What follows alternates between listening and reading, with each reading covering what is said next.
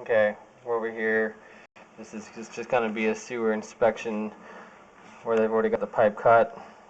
Where the bottom of the pipe is missing, where they already cut the pipe, so they want to see if there's any good pipe left.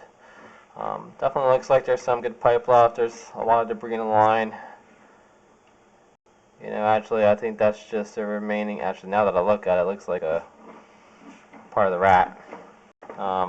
Everything else here looks pretty good. I'm just pushing this along.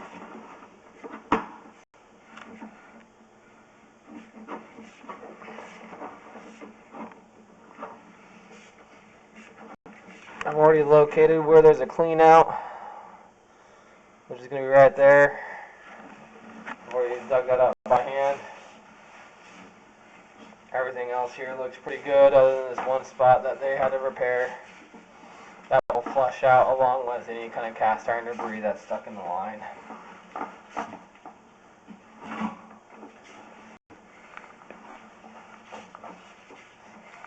I'm over here at where they open up the pipe, and this will conclude the video. I would say this, where they're making the repair now, is all they need to do.